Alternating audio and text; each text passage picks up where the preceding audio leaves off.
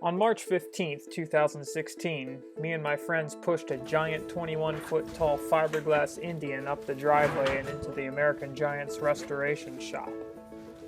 Only 5 years ago, I would have asked, what in the world is a Muffler Man? In order to understand how we ended up restoring fiberglass giants, you first have to learn about Muffler Men. That's exactly what I was doing back in 2011 when I found a few of them in Central Florida. I quickly discovered how they all look similar, and I started finding them in California, Arizona, Texas, Illinois, Michigan, North Carolina, and even one in Puerto Rico.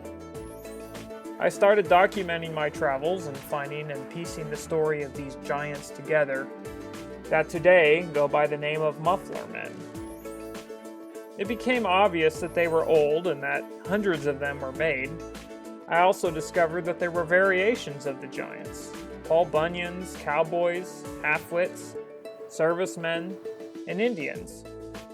My quest led me to Venice, California, where Muffler Men were made in the 60s and 70s, and I met Terry Nelson, a former painter for the company who made all these giants. Everything, the molds were all two-piece. Torso was two-piece, arms two-piece. International Fiberglass closed its doors in 1972, but these giants live on 50 years after they started coming out of the molds around 1964. One of those Muffler Men was a war chief Indian version made sometime in the mid-60s. We did some of the chiefs. Most of them were also mascots for schools, sporting events.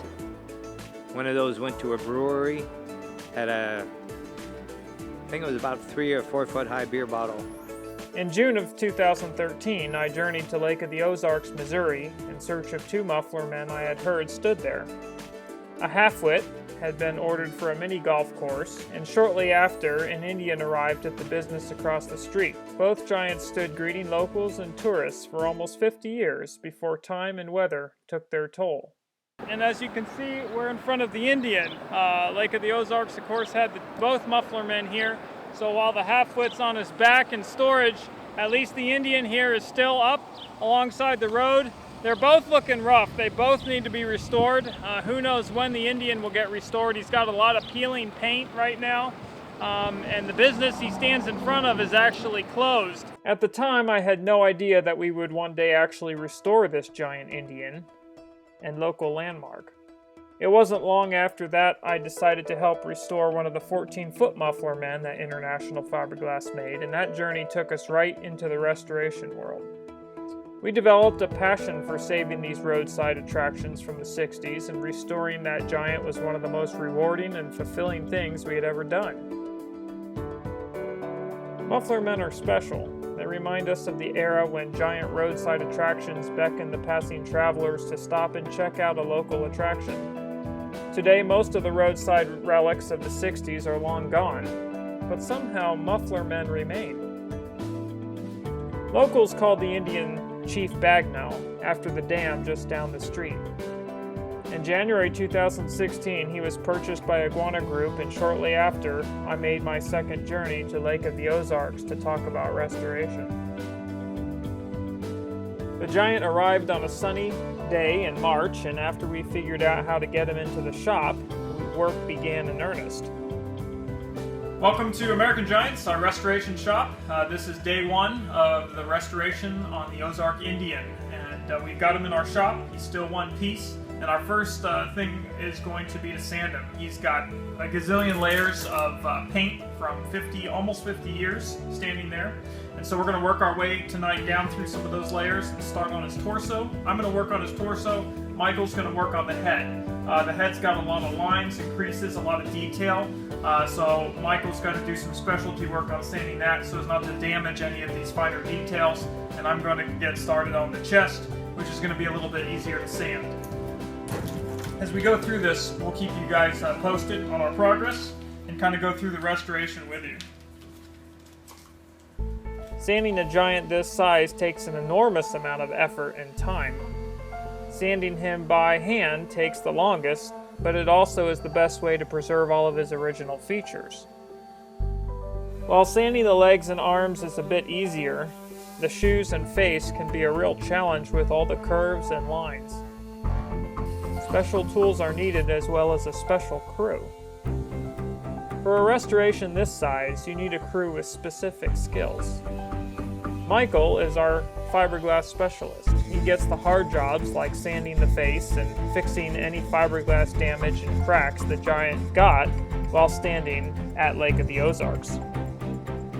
He also will be very instrumental in building the internal structure that will support the Indian when he returns to the lake.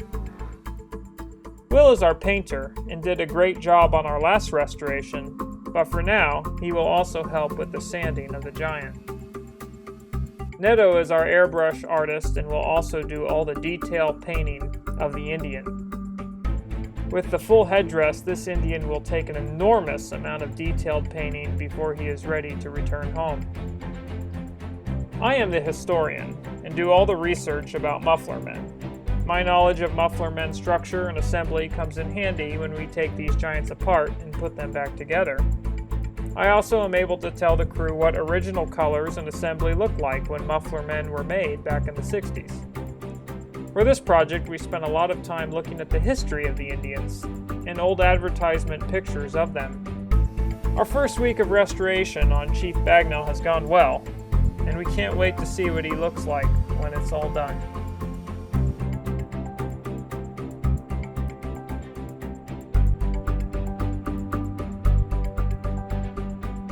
The arm here, I've sanded what I can with it on. We're going to take the arm off now, the other arm. So the only way to take a Muffler Man arm off is to send a guy up the leg. So Michael is going to crawl up the leg.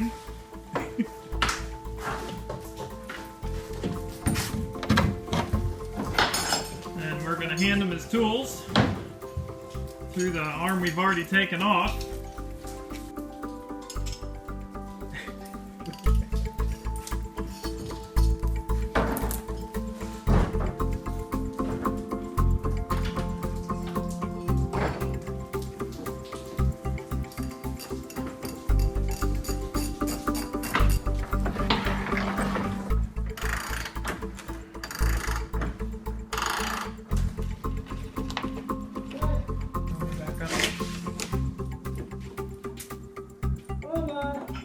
Well, hey, Michael.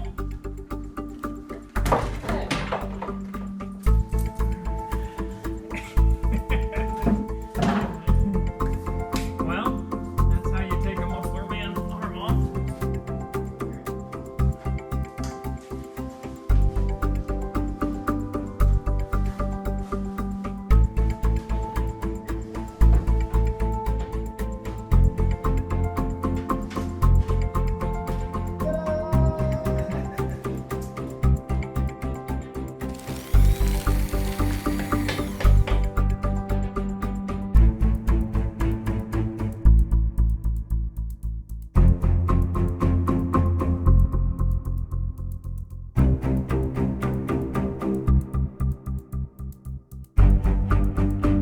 Join us next week for another update.